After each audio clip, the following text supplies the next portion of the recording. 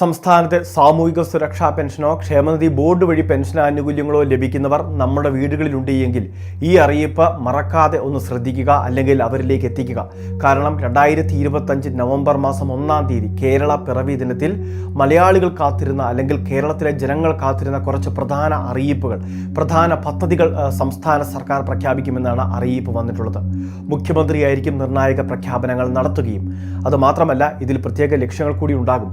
ഒരുപക്ഷെ തദ്ദേശ തെരഞ്ഞെടുപ്പുകൾ മുന്നിൽ കണ്ടുകൊണ്ട്, അല്ലെങ്കിൽ വരുന്ന നിയമസഭാ തെരഞ്ഞെടുപ്പുകൾ മുന്നിൽ കണ്ടുകൊണ്ട് വമ്പൻ ആനുകൂല്യങ്ങൾ ഓരോന്നായിട്ട് പ്രഖ്യാപിക്കുകയാണ് നവംബർ മാസം 1-ാം തീയതി.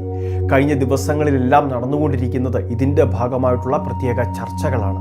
വിദഗ്ധ സമിതിയും അതോടൊപ്പം തന്നെ വിവിധ മന്ത്രിതല യോഗങ്ങൾ, ഇവയെല്ലാം തന്നെ പ്രത്യേകമായിട്ട് യോഗം ചേർന്ന് ജനങ്ങളുടെ പക്കൽ നിന്ന് തന്നെ വിവിധ ആവശ്യങ്ങൾ പരിഗണിച്ച് അത് റിപ്പോർട്ടാക്കി ഇതിൽ ഏതെല്ലാം പദ്ധതികൾക്ക് മുൻഗണന നൽകി പ്രഖ്യാപിക്കണം എന്നതുൾപ്പെടെയുള്ള കാര്യങ്ങളാണ് ഇപ്പോൾ സർക്കാരിൻ്റെ ചർച്ചയിലൊക്കെ നടന്നുകൊണ്ടിരുന്നത്. അപ്പോൾ ഇത് ക്രോഡീകരിച്ച സമയത്ത് ഏറ്റവും പ്രധാനപ്പെട്ടത് സംസ്ഥാനത്തെ 63 ലക്ഷത്തോളം വരുന്ന ജനങ്ങൾക്ക്, അതായത് വോട്ടവകാശമുള്ള പൗരന്മാരിൽ 25% മുകളിൽ വരുന്ന ആളുകളും സർക്കാരിൻ്റെ വാർദ്ധക്യകാല പെൻഷൻ സ്കീമുകൾ, അതായത് സാമൂഹ്യ സുരക്ഷാ പെൻഷൻ പോലുള്ള പദ്ധതികളും ക്ഷേമനിധി ബോർഡ് ആനുകൂല്യം വാങ്ങുന്നവരുമാണ്. നിലവിൽ അവർക്കിപ്പോൾ ലഭിക്കുന്നതാകട്ടെ 1600 രൂപ വീതമുള്ള പെൻഷൻ സഹായവും. എല്ലാ മാസവും അവർക്ക് ഈ സഹായം ലഭിക്കുന്നുണ്ട്. നിർമ്മാണ തൊഴിലാളി ക്ഷേമനിധി ബോർഡ് ഒഴിച്ച് ബാക്കി എല്ലാ ക്ഷേമനിധിയിലും അതോടൊപ്പം തന്നെ ബാക്കി എല്ലാ പെൻഷൻ സ്കീമിലും ആനുകൂല്യം മുടങ്ങാതെ എത്തുന്നുണ്ട്. അപ്പോൾ ഈ ഒരു പെൻഷൻ തുകയിൽ വർധനവ്, അതാണ് നവംബർ മാസം 1-ാം തീയതി പ്രഖ്യാപിക്കുമെന്നുള്ള സൂചനകൾ ഈ സമയത്ത് വരുന്നത്.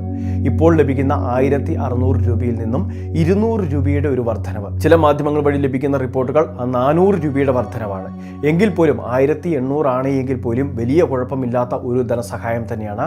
400 രൂപ കൂടി വർദ്ധിപ്പിച്ചു കഴിഞ്ഞാൽ 2000 രൂപയിലേക്ക് ക്ഷേമ പെൻഷൻ തുക എത്തിച്ചേരുകയും ചെയ്യും. അതായത് 63 ലക്ഷത്തോളം വരുന്ന ആളുകൾക്ക് ലഭിക്കേണ്ട സഹായമാണ്, എല്ലാ മാസവും വിതരണം ചെയ്യേണ്ട സഹായമാണ്. അപ്പോൾ 1800 രൂപ തന്നെ ആക്കുകയായിരിക്കും ഒരുപക്ഷെ സർക്കാരിൻ്റെ ലക്ഷ്യം. അപ്പോൾ ഇത് ഉൾപ്പെടെയുള്ള കാര്യങ്ങൾ പ്രഖ്യാപിക്കുകയായിരിക്കും നവംബർ മാസം. അതായത് വരുന്ന സാമ്പത്തിക ബഡ്ജറ്റിന് വേണ്ടി സംസ്ഥാന സർക്കാർ കാത്തിരിക്കുന്നില്ല. അതിനു മുൻപ് തന്നെ ഈ ആനുകൂല്യങ്ങൾ പ്രഖ്യാപിച്ച് അതിൻ്റെ ഗഡുവിൻ്റെ വിതരണം ഉൾപ്പെടെയുള്ള കാര്യങ്ങൾ തുടക്കം കുറിക്കുക.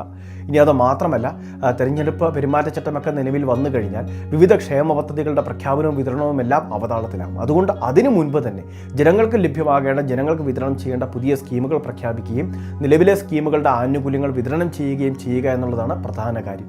ഇതിൽ ക്ഷേമ പെൻഷൻ്റെ ഒരു ഗഡു കൂടി കുടിശ്ശികയുണ്ട്. 5 ഗഡുക്കൾ കുടിശ്ശിക വന്നിരുന്നു മുൻപ്. ആ ഗഡുക്കൾ പല വിശേഷ സമയങ്ങളിലും സർക്കാർ ഒരുമിച്ച് നൽകുകയും ചെയ്തു. അപ്പോൾ ഇനി ശേഷിക്കുന്നത് ഒരു ഗഡു കുടിശ്ശിക കൂടിയുണ്ട്. അതും ഈ നവംബർ മാസം തന്നെ ചേർത്ത് വിതരണം ചെയ്യാനാണ് സാധ്യത.